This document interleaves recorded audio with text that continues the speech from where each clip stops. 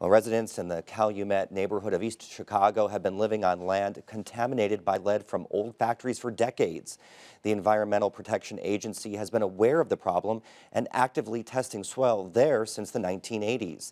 But the severity of the crisis really came into focus last fall when EPA officials tested drinking water and found elevated lead levels in 18 homes. Since then, hundreds of families have been displaced. There's a chance now they might get more help from state officials to combat the crisis. But as Nick Jansen reports, some say it's too little, too late. A lot's been happening in the last few months since news spread about the extent of lead contamination in East Chicago. The West Calumet housing complex has been largely abandoned.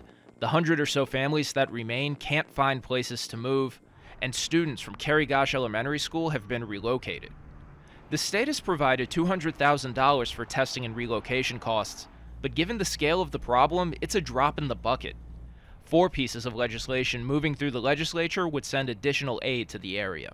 I'm very optimistic in the fact that there's a lot of effort to help out, East Chicago and the area help build parts of the state. Well, now it's time that we're coming and asking for a little bit of help. Harris's bill would increase soil and water testing for lead in the Calumet neighborhood. Some residents would like to see it amended to expand testing to the entire city. The other bills would provide aid to Cary Gosh and set aside money in case federal cleanup efforts don't sufficiently remediate the area. And last week, Governor Eric Holcomb issued a temporary disaster declaration. It spans the 322-acre Environmental Protection Agency Superfund site, including the Calumet neighborhood and its 3,000 residents. Former top-level EPA official Jim Barnes says while the declaration is a step in the right direction, it's important to note that in the same week it was passed, lawmakers voted to override a veto from former Governor Pence to give extra scrutiny to any environmental regulations more stringent than federal rules. So what that means is a signal from our representatives in Indianapolis that in no case do they want to be more protective of people's health than whatever is put in place by EPA, and that's in a climate now when there clearly are a lot of forces that are looking to try to roll back what EPA is doing. And if EPA and the state aren't looking out for people's health, God save us. The disaster declaration, which Pence denied before leaving office, says the state will seek EPA grant funding to replace lead pipes in parts of the Calumet neighborhood. The EPA will resume soil cleanup in the spring, and officials say an order from the Trump administration freezing grants and contracts won't affect those activities. For Indiana News Desk, I'm Nick Jansen. So Nick joins us now, and kind of timely for us, and I don't know if it's timely for the residents of East Chicago, but Governor Eric Holcomb was just up there today, right? Yeah, that's right, Joe. And residents, city officials, lawmakers have been practically begging any governor to come see the area. Mike Pence did not visit, but Governor Holcomb was there today. He met with some of the affected residents and spoke with city officials about how they might implement the emergency declaration he issued last week. So talking a little bit more about that emergency declaration, what's all that about?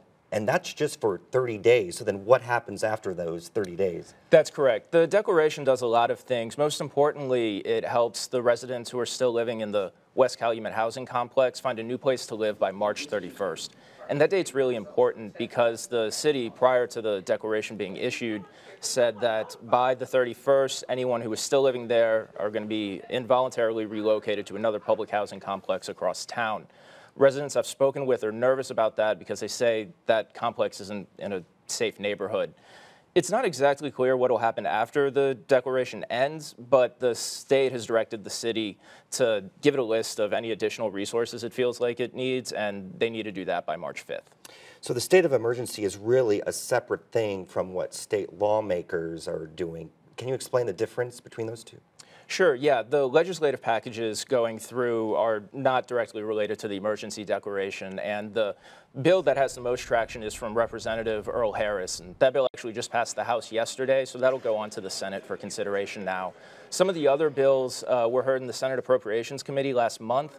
Luke Kenley, the committee chair, told me those bills probably won't get a vote, but they're looking at taking the language in them and putting it in the Senate's version of the budget this year. So this is a story you've been covering for months. Really quickly, What's it like up there now? You know, there has been progress. More people are getting their blood tested for lead, although sometimes they're slow to get the results, and more soil has been remediated. But, you know, people are still anxious and they're frustrated at the pace of recovery. When I went up there for the first time last September, people said they're angry, and I'm still hearing that almost 6 months later. Thank you very much, Nick. Thanks, Joe.